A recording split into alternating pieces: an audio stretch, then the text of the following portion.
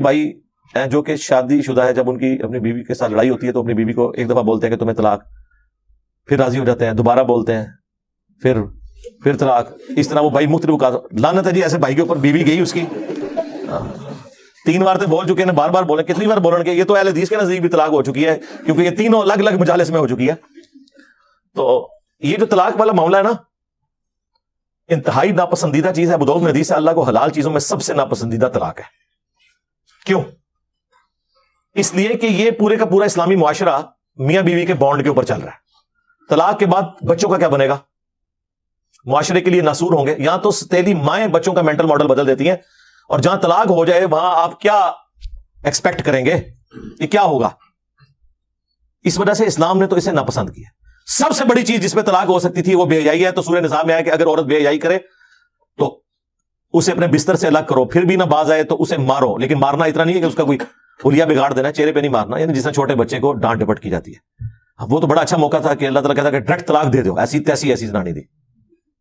تو آخری درجے تک اوائڈ کیا جاتا ہے. بخاری مسلم میں حدیث ہے کہ عورت ٹیڑھی پسلی سے پیدا ہوئی ہے، اسے سیدھا کرنے کی کوشش نہ کرو، توڑ بیٹھو گے، اس سے نفع حاصل کرو، اور اسے توڑنا، اسے طلاق دینا ہے.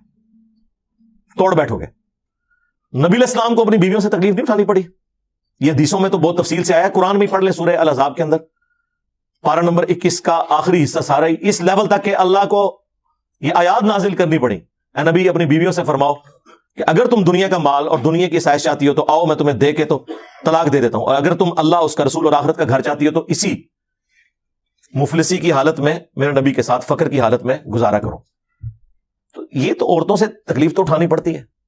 بخاری مسلم میں حدیث ہے نبی علیہ السلام نے فرمایا کہ عورت کی حالت ایسی ہے کہ پوری زندگی تم اس کے ساتھ اس نے سلوک کرو، اور کبھی ایک دفعہ کوئی تکلیف اسے تم سے پہنچ جائے تو یہ کہتی ہے جب سے تیرے عقد میں آئی ہوں نا سکھ کا ایک دن نہیں میں نے دیکھا. یہ بخاری مسلم دونوں میں حدیث ہے، اور یقین کریں اس کا تجربہ بارہا ہم خود بھی کر چکے ہیں. اور جب تجربہ ہوتا ہے تو غصہ نہیں آتا، بس نکلتا ہے صدق رسول اللہ صلی اللہ علیہ وسلم. آپ رسول اللہ کو یاد کیا کریں، حضور کی حدیث یاد کیا کریں، نبی علیہ السلام کو جو تکلیفیں اپنی بیویوں سے پہنچی انہیں یاد کیا کریں، تو آپ کو صبر آ جائے گا کہ میں تو شاہی کوئی نہیں. یہ ہر جگہ فٹ ہوتا ہے، میں تو شاہی، تسی بھی شاہی کوئی نہیں. ٹھیک ہے نا؟ کمپرومائز کریں. مسلم شریف میں حدیث ہے شیطان کا تخت پانیوں پہ لگا ہوا ہے. شام کے وقت سارے چیلے آ کے اسے رپورٹ کرتے ہیں، آج فلاں گناہ کرایا، فلاں سے چوری کروا دی، فلاں سے فلاں کام کروایا. خوش نہیں ہوتا. ایک چیلا آ کے کہتا ہے آج میں نے میاں بیوی کے درمیان جدائی کروا دی ہے. تو شیطان اسے گلے لگا کے ملتا ہے اور کہتا ہے تو نے اصل کام کیا ہے. جس نبی کی یہ تعلیمات ہوں اس کے ماننے والے روٹی صحیح نہ پکنے پر، سالن میں نمک کم ہونے کے اوپر غصہ کھا کے طلاق دیں تو لعنت ہے پھر ایسے لوگوں کے اوپر جو اپنے نبی کی تعلیمات کو پش دکھائے بیٹھے میں. یہ تو نبی علیہ السلام نے باقاعدہ تلقین کی. بخاری مسلم میں حدیث ہے میں اپنے بعد سب سے بڑی آزمائش مردوں کے لیے عورتیں چھوڑ کے جا رہا ہوں. یہ اسپیسیفکلی میاں بیوی کے ریلیشن شپ کے اعتبار سے تھا. مسلم شریف میں حدیث ہے کوئی بھی مؤمن اپنی مؤمنہ بیوی کے ساتھ بغض نہ رکھے. مسلم شریف میں ایک اور حدیث ہے کہ دنیا برتنے کی جگہ ہے اور سب سے بہترین سرمایہ نیک بیوی ہے. نیک بیوی سے مراد مطلب آپ کیا سمجھ رہے ہیں کہ کوئی آئیڈیل ظاہر ہے؟ آپ کیا ہیں؟ یہ دیکھیں نا، لوگ اپنے آپ کو دیکھتے نہیں ہیں. اور وہ لوگ جو لڑکیوں کے کالجز کے باہر اسلامی بہنوں کی خدمت کے لیے کھڑے ہوتے ہیں ان سے بھی آپ ذرا پوچھیں نا کہ یہ جو عورت ہے اس سے تو شادی کرے گا جس کے پیچھے باہر ہو گیا لعنت بھیجو. ایسا نہیں زنانی منو چاہیے.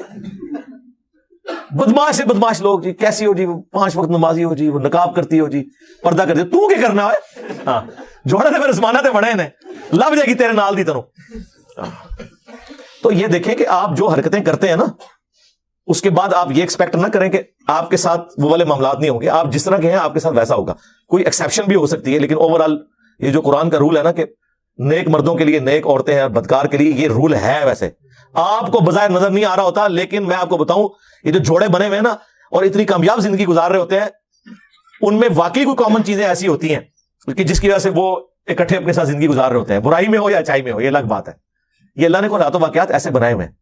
تو ان معاملات کو خوش اسلوبی کے ساتھ، میں کہتا ہوں شادی شدہ مرد کا کام ہی کوئی نہیں کہ اس کی زبان پہ کبھی طلاق کا لفظ بھی آئے. یہ سمجھ لیں طلاق کو آپ ایکویلنٹ کر لیں شرک کے، کہ یہ آپ نے تصور بھی نہیں کبھی کرنا. یار آپ کو کیسے سمجھایا جائے ابو داؤد کی اس حدیث کے اندر کیا درد ہے کہ اللہ کو سب سے ناپسند حلال چیزوں میں طلاق ہے.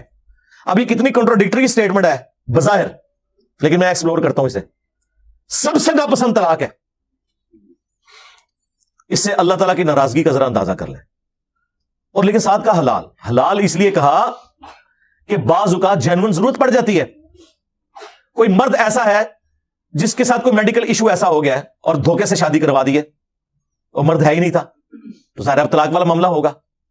کوئی مرد اتنا فنیٹک ہے کہ اپنی عورت کو وہ اذیتیں دیتا ہے, تو اب اسے اپنی جان بخشی کے لیے یا تو جان بچا لے یا اپنا گھر بچا لے, مجبوراً طلاق لینی پڑتی ہے. حلال اسے اس لیے رکھا گیا ایز اے لاسٹ ریزارٹ, بعض اوقات طلاق کی ضرورت پڑ جاتی ہے, ورنہ تو عورتیں غلام ہوتی مردوں کی. اگر طلاق دینا جائز نہ ہوتا, یا طلاق لینا یا خلا لینا جائز نہ ہوتا, یہ تو غلام بنا کے رکھتے ہوئے جس کے ہاتھ بھی آ گئی تو اب جس طرح جانور پالا ہوا ہے زنجیر کے ساتھ وہ اس کی غلامی رہے گی. تو یہ اللہ نے اجازت دی.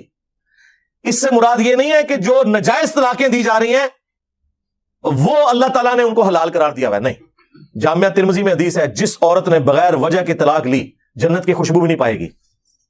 اسے وائس ورثہ بھی کر لیں. ہاں, یہ نہ سمجھے کہ یہ عورت کے لیے ہے. یہ نہیں ہے کہ قرآن میں جتنے مردوں کے لیے سیکھے ہیں تو عورتیں مبرہ ہیں اس سے. ایک ورسٹ کیس کو ڈسکس کیا جاتا ہے اور باقی چیزیں انڈرسٹوڈ ہوتی ہیں. مردوں عورت کا ریلیشن شپ بھی بہت غیر معمولی ہے. جامعہ ترمذی میں حدیث ہے, تم نے کوئی بھی محبت کرنے والے دو میاں بیوی سے بڑھ کے نہیں دیکھے ہوں گے. یہ ایک ایسا پاکیزہ رشتہ اللہ تعالیٰ نے رکھ دیا. قرآن میں اللہ نے فرمایا سکون رکھا ہے میاں بیوی میں ایک دوسرے کے لیے. پھر اللہ تعالیٰ نے فرمایا ایک دوسرے کا لباس ہے. یہ جو ڈراموں میں یہ جو مرد عورت آپ کو دکھائے جا رہے ہیں نا, یہ ڈرامے لگائے ہوئے ہیں. ڈرامے میں ہی ہے اور کیا ہے, ریئل میں تو نہیں ہے یہ سارا معاملہ اس طریقے سے جو وہ آپ کو جس طرح ایک عجیب و غریب قسم کے جہان میں داخل کر دیتے ہیں.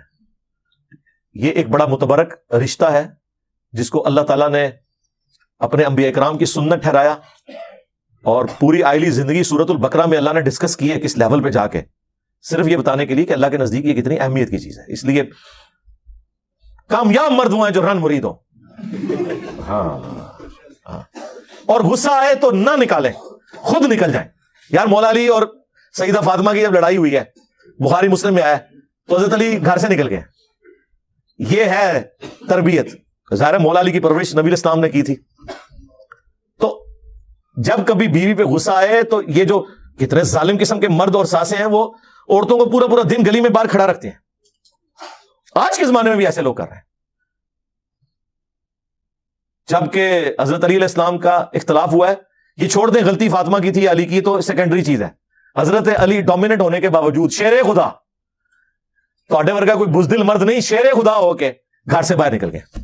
کیوں؟ اس کی وجہ یہی ہے کہ اس رشتے کو آپ نے اسی طریقے سے نبھانا ہے. وہ جو بخاری مسلم میں حدیث ہے, نبی اسلام اپنی بیویوں سے 1 مہینے کے لیے ناراض ہو گئے تھے اور گھر کی چھت پہ شفٹ ہو گئے تھے, ایلا کیا تھا آپ نے, اور پھر آیات نازل ہوئی. اسی دوران حضرت عمر کہتے ہیں میں ملنے گیا, پہلے تو امہات المومنین اپنی بیٹی کو جا کے ڈانٹا کہ یہ تم لوگ یہ کر رہی ہو. پھر حضور کے پاس آئے اور کہتے ہیں میں نے کوشش کی کہ بھئی حضور کو ہنسانے کی کوشش کروں, اور جب میں چھت پہ چڑھا تو ایک کونے میں چھوٹا سا مشکیزہ لٹکا ہوا ہے, ایک چٹائی پہ حضور لیٹے ہوئے ہیں, اوپر بھی چادر کوئی نہیں, صرف تہمت باندھی ہوئی ہے. آپ اٹھے ہیں, جسم پہ چٹائی کے نشان. حضرت عمر نے رونا شروع کر دیا, یا رسول اللہ کیسرو کس طرح دنیا کے مزے لوٹ رہے ہیں اور آپ اللہ کے پیغمبر ہو کے یہ آپ کی حالت ہے. آپ نے فرمایا لگتا ہے عمر ابھی بھی دنیا کی حقیقت تم پہ نہیں کھلی. کیا تم اس پہ راضی نہیں ہو کہ کیسرو کس طرح دنیا کے مزے لوٹیں اور ہم آخرت کی سعادت. پھر سرکار حضرت عمر کا قبلہ ایسا صحیح ہوا ہے کہ نہ حرام کھایا نہ کھانے دیا کسی کو. اس طرح سٹرکٹ مینجمنٹ انہوں نے رکھی ہے اپنے دور میں. جس نے یہ سارے منظر خود دیکھے ہوں اور اگر وہ واقعی جینوئن مومن ہو تو وہ اسی طریقے سے اپنے پیغمبر کو فالو کرے گا. پھر وہ بخاری مسلم کے الفاظ ہیں, کہتے ہیں میں نے اب سوچا میں حضور کو کوئی ایسی بات سناؤں کہ آپ کا موڈ آف ہے تو آپ ہنسیں. تو کہتے ہیں یا رسول اللہ دیکھیں جب ہم مکے میں تھے کس طرح ہماری بیویاں ہماری یعنی وہ کیا ہم کوئی غلام ہیں, ہاں کس طرح یہ ہماری اوبیڈینٹ ہوتی تھی. جب سے مدینہ شریف ہم آئے ہیں تو یہاں انصار کی عورتوں نے تو اپنے جڑوں کو دبا کے رکھا ہوا ہے. ان کو دیکھ کے ہماری بیویاں بھی دیکھیں کتنی شیر ہو گئی ہیں, اور ہم پہ یہ واقعی جی عرب کے لوگ وہ تو کسی مرد کی بات نہیں سنتے تھے, عورت ان کے سامنے بول جائے چسک جائے. ہوں بھی تسی دیکھ لو عربی نے کس طریقے سے اپنی عورتوں کو رکھا ہوا ہے انہوں نے, وہ ان کے اندر ایک مزاج ہے. یہ کوئی ان کے لیے تعریفی جملے نہیں ہے, یہ ان کی عادت بتا رہا ہوں. لیکن اسلام نے کیسا انہیں مغلوب کیا کہ وہ اسلام کی وجہ سے پھر بیویوں کی ساری چیزوں کو ٹالریٹ کرتے تھے. تو کہتے ہیں جب میں نے یہ بات کی نا کہ دیکھو ان کو دیکھے دیکھے ہماری عورتیں بھی شیر ہو گئی ہیں, تو حضور علیہ السلام مسکرائے, کہتے ہیں مجھے تھوڑا حوصلہ ہوا, پھر میں نے گپ شپ کرنی شروع کی اور یہ اس طریقے سے پھر خیر آیات بھی نازل ہوئی. 1 مہینے کے بعد نبی علیہ السلام نے جو ہے وہ آفر دی, یہ آیات نازل ہوئی سورہ احزاب کی, حضرت عائشہ, حفصہ, باقیوں کو, کہ دیکھو اللہ نے مجھے اجازت دے دی ہے, چاہے تو تم میرے عقد میں رہو اسی فقر کی زندگی میں, اور اگر دنیا کا مال چاہتی ہو تو ٹھیک ہے میں تمہیں طلاق دے دیتا ہوں. تو سب نے کہا کہ ہم اللہ, اس کا رسول اور آخرت کا گھر چاہتی ہیں, ہم نبی علیہ السلام کے ساتھ کس طرح گزارا کریں گے.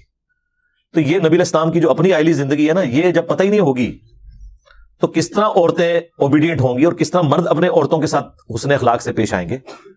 آپ کو تو یہ دکھایا گیا غصہ نکالنا ہے, بہادری یہ ہے کہ آپ اپنا غصہ کنٹرول کریں, اور سب سے بہترین حال یہ ہے کہ جب غصہ آئے گھر سے باہر نکل جائیں, اس جگہ کو چھوڑ دیں. اعوذ باللہ من الشیطان الرجیم پڑھیں, جو بخاری مسلم میں آیا, 2 بندے لڑ رہے تھے, آپ نے فرمایا میں ایک جملہ ایسا جانتا ہوں اگر یہ پڑھیں تو ابھی یہ سارا معاملہ ٹھنڈا ہو جائے گا, وہ اعوذ باللہ من الشیطان الرجیم, اور جگہ تو فوراً چھوڑیں گی, سیدھی سی بات ہے. ٹھیک ہے, دروازہ بے شک زور سے مار کے چلے جائے, ٹھیک بات ہی تسی کرانا ہے, زنانی نو کچھ نہ کہو, ہاں بس